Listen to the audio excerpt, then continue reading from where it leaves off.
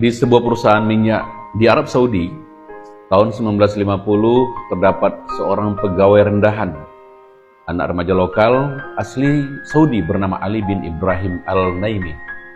Dikisahkan, Ali bin Ibrahim sedang bergegas mencari air untuk menyiram tenggorokannya yang kering dan kehausan. Secara kebetulan, Ali bin Ibrahim melihat air dingin yang tampak di depannya dan bersegera menuangkan air dingin tersebut ke dalam gelas. Belum sempat air itu diminum, tangan Ali bin Ibrahim terhenti oleh suara hardikan. Seorang yang mengatakan bahwa dia tidak boleh minum air di sini karena dia hanya pekerja rendahan. Air ini hanya diperuntukkan khusus untuk insinyur, kata suara yang berasal dari mulut salah seorang insinyur yang bekerja di perusahaan minyak tersebut. Ali bin Ibrahim Al-Naimi akhirnya hanya terdiam menahan hausnya. Ia sadar dirinya hanyalah seorang anak miskin lulusan sekolah dasar.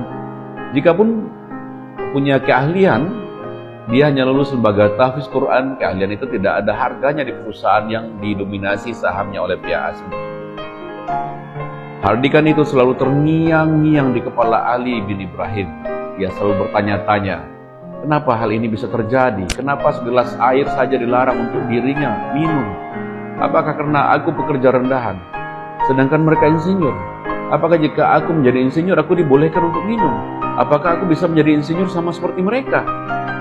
Pertanyaan itu selalu terngiang-ngiang dalam pikirannya. Kejadian ini akhirnya menjadi momentum dalam hidupnya untuk memunculkan komitmen besar bahwa dia harus mengubah nasibnya. Dia miskin bernama Ali bin Ibrahim, lalu bekerja keras siang dan malam, melanjutkan sekolahnya pada malam hari. Hampir setiap hari ia kurang tidur karena harus bekerja dan bersekolah. Akhirnya, buah kerja keras Ali bin Ibrahim menggapai hasil. Ia akhirnya bisa lulus SMA dan kerja kerasnya membuat perusahaan memberi kesempatan padanya untuk melanjutkan studi. Ali bin Ibrahim dikirim ke Amerika mengambil kuliah S1 bidang teknik dan master bidang geologi. Pemuda ini lulus dengan hasil sangat memuaskan. Selanjutnya Ali pulang ke negerinya dan bekerja sebagai seorang insinyur.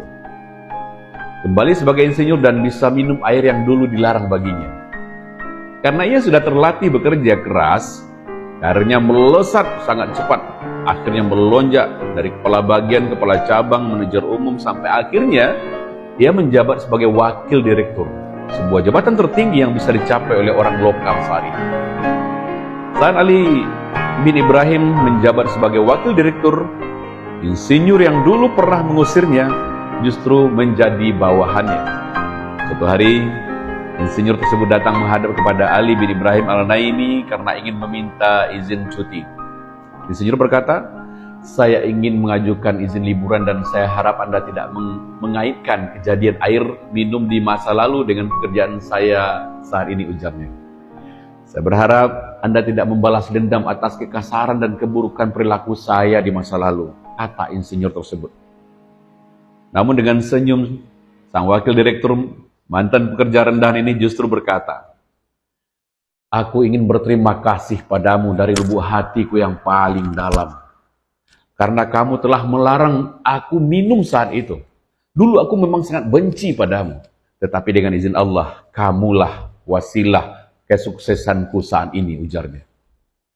Tidak hanya berhenti sampai di situ, akhirnya mantan pegawai rendahan ini menempati jabatan tertinggi di perusahaan tersebut. Ali bin Ibrahim Al-Naimi diangkat menjadi presiden direktur pertama yang berasal dari bangsa Arab. Ini perusahaan ini menghasilkan 3,4 juta barel dan mengendalikan lebih dari 100 ladang migas di Saudi Arabia dengan total cadangan 264 miliar barel minyak dan 253 triliun cadangan gas. Atas prestasinya tersebut, dia ditunjuk Raja Arab untuk menjabat sebagai Menteri Perminyakan dan Mineral yang mempunyai pengaruh sangat besar terhadap dunia. Hanya dengan mengembangkan hinaan menjadi dendam positif, isu segelas air minum di masa lalu membentuknya menjadi salah seorang penguasa minyak yang paling berpengaruh di seluruh dunia. Semoga kisah ini menginspirasi kita semua. Assalamualaikum warahmatullahi wabarakatuh.